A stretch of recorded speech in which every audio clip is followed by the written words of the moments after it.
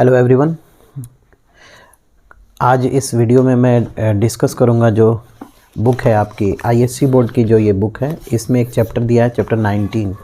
Chapter 19 जो है वो है आपका नेशनल इनकम एग्रीगेट्स। इस नेशनल इनकम एग्रीगेट्स में, चूँकि नेशनल इनकम एग्रीगेट्स को अगर देखा जाए तो ये बहुत बड़ी चीज़ होती है। इसमें बहुत सारे एग्रीगेट्स दिए गए हैं, लेकिन जो आपका सिलेबस है, आपके सिलेबस में केवल कुछ पॉइंट्स को ही कवर किया गया है। जैसे कि अगर हम बात करें तो केवल जीडीपी है, जीडीपी मार्केट प्राइस और जीडीपी फैक्टर कॉस्ट। दूसरा आपका जीएनपी है, तो जीएनपी भी मार्केट प्राइस और जीएनपी फैक्टर कॉस्ट पे है। और जो थर्ड है आपका वो एनएनपी है, तो एनएनपी मार्केट प्राइस और एनएनपी फैक्टर कॉस्ट पे हम लोग इसको देखेंगे। अगर मैं आपके सिलेबस को पढ़ूँ यहाँ पे तो लिखा है concept and definition of NY. NY means यहाँ पे हो जाएगा नेशनल इनकम। उसके बाद दिया है आपका जीएनपी, जीडीपी, एनएनपी। उसके बाद private income, personal income, personal disposable income, national disposable income, per capita income and relationship between the income concepts. तो हम सबसे पहले स्टार्ट करेंगे यहाँ पे आपके नेशनल इनकम से, क्योंकि यहाँ पे जो फर्स्ट पॉइंट है आपका concept and definition of national income है। नेशनल इनकम होता क्या है? तो नेशनल इनकम जो होता है, आप मैक्रो इकोनॉमिक्स पढ़ रहे हैं तो मैक्रो इकोनॉमिक्स में आपको पढ़ना है यहाँ पे नेशनल लेवल पे जो इनकम का मेज़रमेंट होता है, यानी कि एग्रीगेट इनकम जो होता है कंट्री का, वही आपको नेशनल इनकम हो जाएगा। तो नेशनल इनकम का डेफिनीशन क्या हो सकता है यहाँ पे? तो आप बता सकते हैं कि national income is the some total of factor income. What is national income? National income is the some total of factor income earned by the normal residents during the period of financial year और during a financial year, और या फिर current year, जो भी आप कह सकते हैं। एक साल के भीतर जितने भी फैक्टर इनकम होते हैं जो किसी नॉर्मल रेजिडेंट्स के द्वारा अर्न किए जाते हैं, उसी के सम टोटल को हम यहाँ पे क्या बोलते हैं? नेशनल इनकम बोलते हैं। तो नेशनल इनकम में दो कंसेप्ट आपके आगे। पहला क्या आ गया? फर्स्ट आपका आ गया यहाँ पे factor income, some total of factor income. और दूसरा आ गया क्या आपका यहाँ पे? दूसरा आ गया यहाँ पे आपका नॉर्मल रेजिडेंट्स। तो दो कंसेप्ट आपको यहाँ पे समझना है। हम आते हैं सबसे पहले फैक्टर इनकम पे। फैक्टर इनकम होता क्या है? चूँकि नेशनल इनकम ये दो टर्म यूज हुए हैं, फैक्टर इनकम और नॉर्मल रेजिडेंट्स, तो आपको समझना है कि फैक्टर इनकम होता क्या है। फैक्टर इनकम वो इनकम होता है जो कि फर्म, अगर हम टू सेक्टर इकोनॉमी की बात करते हैं तो फर्म जो भी फैक्टर ऑफ सर्विसेज हायर करता है, ख़रीदता है अपने प्रोडक्शन के लिए, उसके बदले में जो भी होल्डर होते हैं वो फैक्टर्स ऑफ सर्विसेज के, उनको रिटर्न में कंपेंसेट करता है, उसी को हम फैक्टर इनकम बोलते हैं। तो ये हाउस होल्ड के लिए फैक्टर इनकम हो जाता है, क्योंकि they are the holder of the factor of services और वो सेक्रीफाइस करते हैं। तो फर्म क्या करती है? उनको पे करती है, like compensation to employees, salary के रूप में, अलाउंसेस के रूप में, अदर बेनिफिट के रूप में क्या करती है? फर्म अपने एम्प्लॉयज़ को देती है। तो ये फैक्टर इनकम का हिस्सा हो गया। दूसरा रेंट के रूप में, भाई अगर आपने कुछ बिल्डिंग, कुछ भी चीज़ प्रोडक्शन के लिए अगर रेंट पे लिया हुआ है तो रेंट पेड करेंगे, तो जो होल्डर होगा उसको आप रेंट पेड करेंगे, तो रेंट क्या है? फैक्टर इनकम का ही हिस्सा है। आपका प्रॉफिट हो गया। जो एंटरप्रेन्योर होते हैं वो भी क्या करते हैं? सेक्रीफाइस करते हैं बिजनेस को चलाने में, तो उनको जो रिटर्न में मिलता है उसको क्या बोलते हैं? प्रॉफिट बोलते हैं। तो इसी तरह से इंटरेस्ट हो गया। अगर जो हाउस होल्ड है वो अपना सेविंग जो है बैंक में डिपॉजिट करेगा, और डिपॉजिट करेगा तो बोरोवर उसको क्या करेंगे? लेंगे, अपने प्रोडक्शन के लिए लेंगे, तो उस पर बैंक क्या देगा? इनको इंटरेस्ट देगा। पहले बैंक इंटरेस्ट चार्ज करेगा जो बोरोवर है उनसे, फिर उसके बाद इनको भी पे करेगा। यानी कि ये जितनी भी चीज़ें होंगी ये आपकी फैक्टर ऑफ इनकम का हिस्सा हो गई, जो कि हाउस होल्ड्स को मिलेगा। नॉर्मल रेजिडेंट्स में कौन आते हैं? तो नॉर्मल रेजिडेंट्स में वो व्यक्ति आते हैं जो कि भारत में कम से कम 1 साल तक रहे हों। क्या लिखा है यहाँ पे? A person residing in country for a period of 1 year. पहले 182 डेज कुछ ऐसे था, अभी ये 1 ईयर हो गया, और more is taken as a ordinary resident in that country. This person may or may not be the citizen of that country. तो नॉर्मल रेजिडेंट्स होने के लिए ज़रूरी नहीं है कि आप उस देश के नागरिक हो, नहीं। अगर अमेरिका का कोई व्यक्ति है, सपोज मिस्टर ए है और मिस्टर ए अमेरिकन नागरिक हैं, और ये यहाँ पे कम से कम 1 साल तक या उससे ज़्यादा समय तक भारत में रहे हों, और दूसरा उनका सेंटर ऑफ इकोनॉमिक इंटरेस्ट भी भारत में रहा हो, यानी कि वो या तो भारत में कोई जॉब कर रहे हो या फिर भारत में कोई बिजनेस चला रहे हो, या फिर इकोनॉमी मीन्स उनका जो सोर्स, जो उनका इनकम का जो सोर्स है वो भारत से ही हो, या सेंटर इकोनॉमी जो इंटरेस्ट होता है वो भी भारत से होना चाहिए। तो ऐसे पर्सन को हम क्या बोलेंगे, नॉर्मल रेजिडेंट्स बोलेंगे। तो एक नॉर्मल रेजिडेंट्स के द्वारा एक साल के भीतर जो भी फैक्टर इनकम अर्न किए जाते हैं उन सब के टोटल को, सम total of all factor income को हम क्या बोलते हैं, यहाँ पे नेशनल इनकम बोलते हैं। आई होप कि नेशनल इनकम आपको समझ में आया होगा, नेशनल इनकम होता क्या है। और इस नेशनल इनकम, ये आपका एक पॉइंट है इस सिलेबस में। बढ़ते हैं दूसरे पॉइंट की तरफ। दूसरा पॉइंट है जीडीपी, और फिर उसके बाद आपका आता है सिलेबस में ही है जीएनपी। तो अगर आप ध्यान से समझेंगे तो मैं अभी बोला जीडीपी, डी मीन्स डोमेस्टिक, और फिर एक टर्म यूज किया मैं जीएनपी, इट मीन्स नेशनल।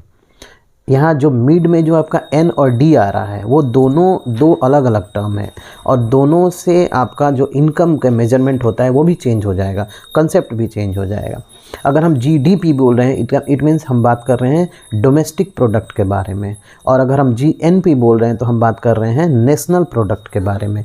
तो ये जो कंसेप्ट है, इनकम का जो कंसेप्ट है, वो दो तरीके से डिटरमाइन किया जाता है, डोमेस्टिक लेवल पे और नेशनल लेवल पे।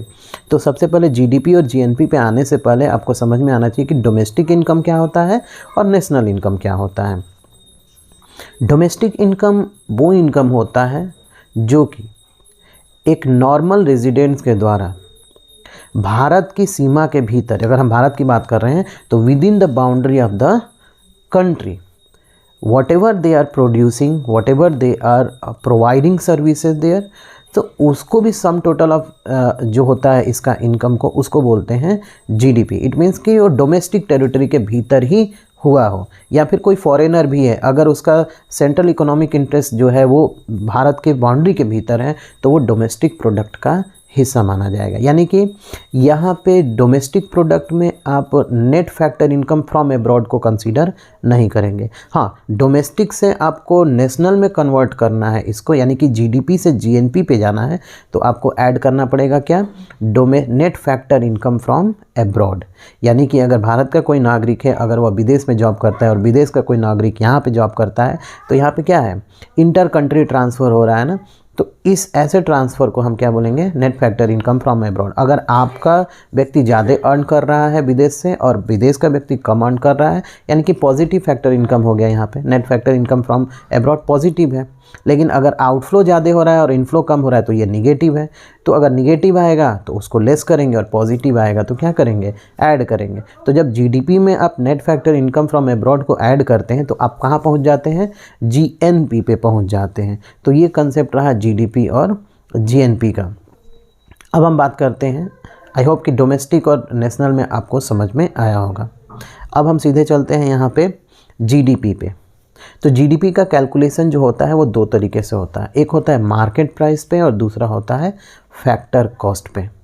अब यहाँ पे फैक्टर कॉस्ट क्या होता है, तो एक प्रोडक्ट को बनाने में, एक प्रोडक्ट क्या, जो भी with in the boundary of the nation जितने भी प्रोडक्ट और सर्विसेज बनाए जाते हैं उस पे कुछ फैक्टर सर्विसेज लगते हैं, फैक्टर कॉस्ट जो लगते हैं वो फैक्टर इनकम के रूप में फर्म जो होती है वो हाउस होल्ड को देती है। तो वो sum total of all factor cost हो जाता है। Factor cost means sum total of all factor cost which are used to produce goods और services within the boundary of the nation, ये फैक्टर कॉस्ट होता है। तो यहाँ factor GDP at factor cost का मतलब क्या हो गया, जीडीपी एट फैक्टर कॉस्ट का मतलब यहाँ पे ये हो गया कि यहाँ पे टैक्स को अभी कंसीडर नहीं किया गया है, ये टैक्स को अभी एक्सक्लूड किया गया, क्योंकि अगर आप टैक्स को इंक्लूड कर देंगे तो मार्केट प्राइस पे पहुँच जाएंगे आप, ये हो जाएगा जीडीपी एमपी हो जाएगा।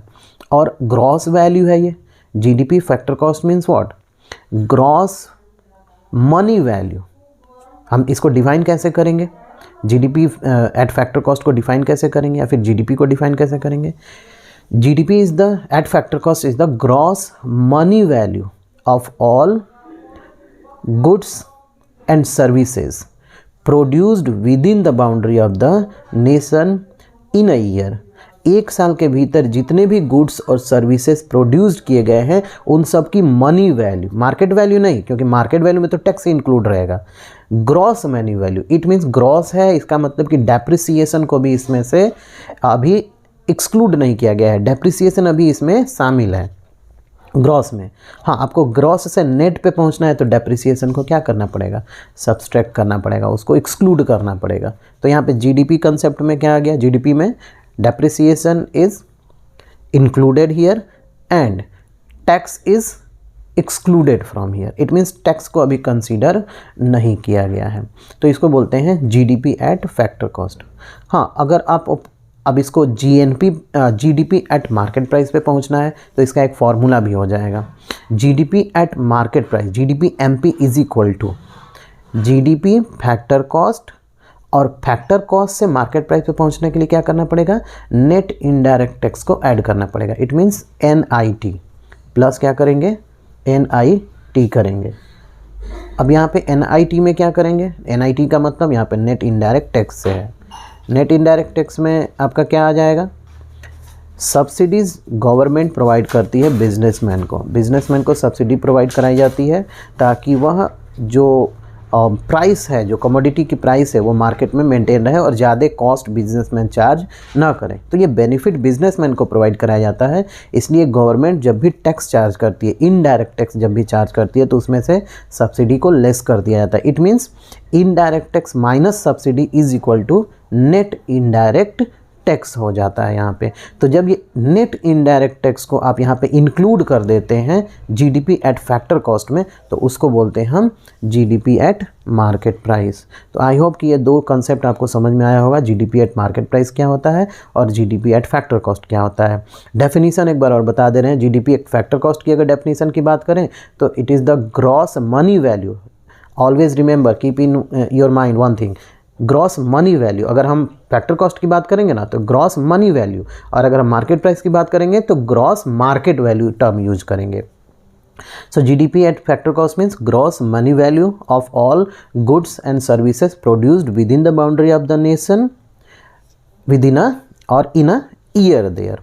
तो ये मनी वैल्यू हो गया। It means in this GDP FC depreciation is included here because it is the gross value and tax is excluded from year, it means tax को कंसीडर नहीं किया गया। एंड जीडीपी एमपी की अगर बात करेंगे तो GDP MP is the market value, gross market value of all goods and services produced within the boundary of the nation in a year. It means यहाँ पे टैक्स को include किया गया है और डेप्रिसिएशन एज यूजुअल उसमें पहले से ही इंक्लूड है, वो उसको डिडक्ट नहीं किया गया है। आई होप जीडीपी और जीएनपी यहाँ पे आप लोगों को समझ में आया होगा कंसेप्ट। और भी जो यहाँ पे एनएनपी की बात की गई है तो मैं एनएनपी को अपने नेक्स्ट वीडियो में डिस्कस करूँगा, including national disposable income, private income और पर कैपिटा इनकम के भी बारे में।